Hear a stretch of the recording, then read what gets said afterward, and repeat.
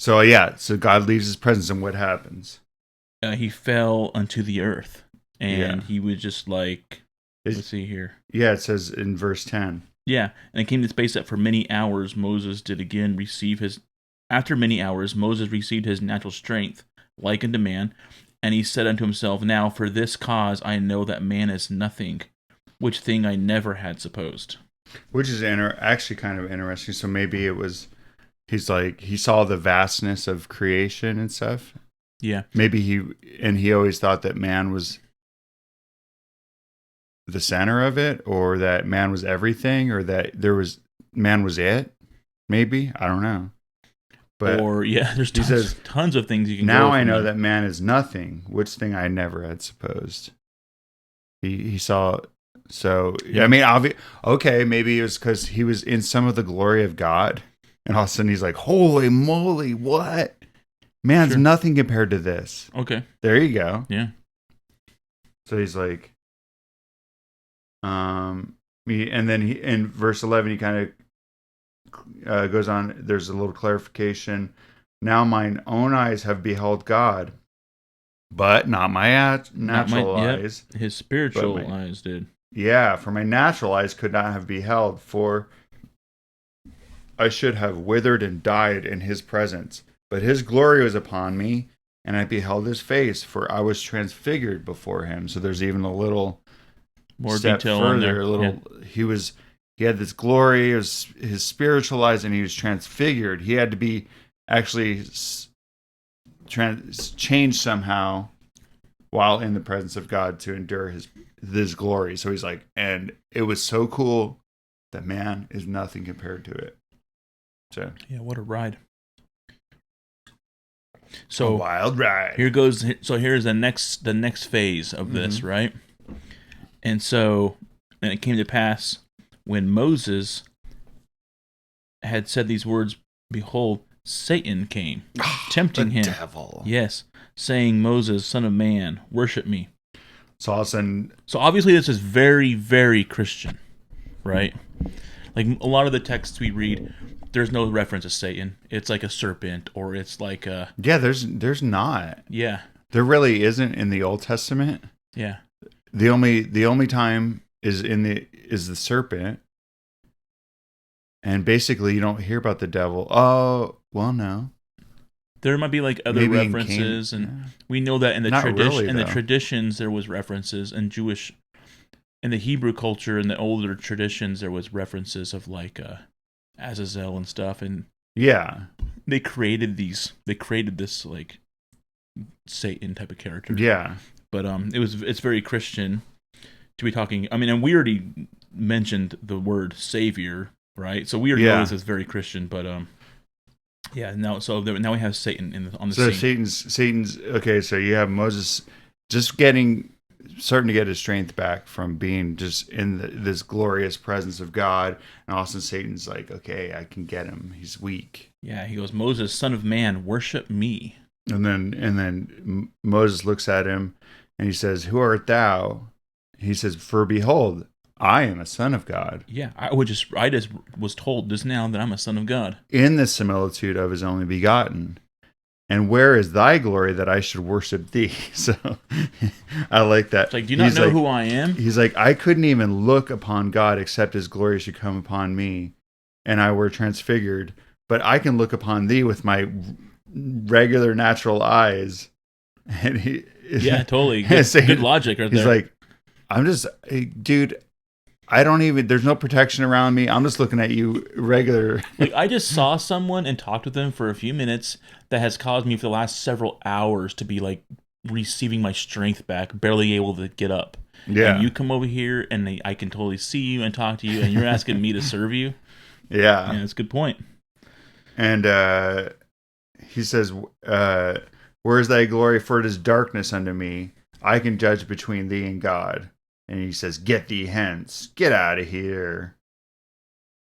Where does he say get the hints? In 16. Get thee hence, Satan. Oh, yes. Deceive me not. And then,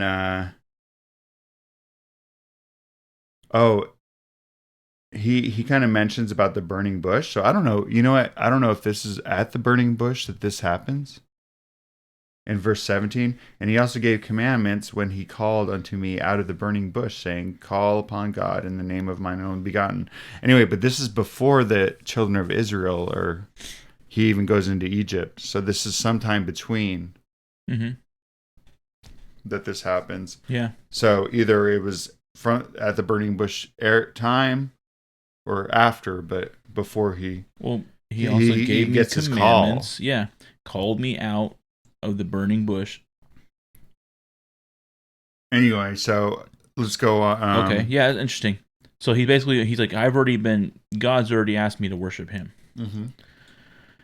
He's like, just get out of here. And in verse 19, he says, and now when Moses had said these words, Satan cried with a loud voice and ranted upon the earth and commanded, saying, I am the only begotten, worship me. He's thrown a fit. Yeah. He's like, no, it's me, man. And it came to pass that Moses began to fear exceedingly. It's the second time we've used the word exceedingly in this. Fear exceedingly. Yeah. And Satan's trying to intimidate him. Yeah, so he starts like, okay, so Satan's loud, booming voice, crying, whatever, his ranting and tearing and whatever. Yeah. Bitter. Okay, so Moses is starting to get a little intimidated here. Well, yeah. Read what it says after he feared exceedingly. He said, and he saw the bitterness of hell. Yeah. So is he still in some kind of vision state then, or is he just like realizing what the Satan's using all his power, whatever power he has, I guess. Yeah. Trying to, so, you got the glory of God in one thing that Moses was in. Now you got the power or fear, the trembling, the ranting. Satan's trying to get it all. He's like playing his fiddle of gold, yeah. Oh, that's a classic one. Anyway, so Satan's trying to get all his glory. He's like, no, it's me. I'm the guy. I'm the only begotten. And he's showing his teeth or whatever. Showing the bitterness of hell. Yeah. And all these flames come up, and it's like encompassing him and trying to intimidate him. And that's what I'm imagining. Yeah. Like, no, you're not gonna just worship me. Well, then I'm gonna force you to.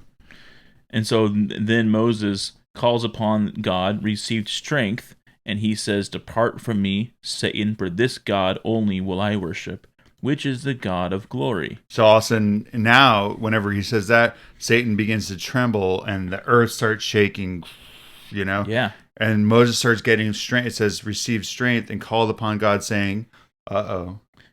In the name of the only begotten, depart hence, Satan. So all of a sudden, Moses finally gets and uses the name of the only begotten. And so he asked Satan to leave twice already, but this is the third time, and he says in the name. Yeah, he's like, well, I'm not going to worship you.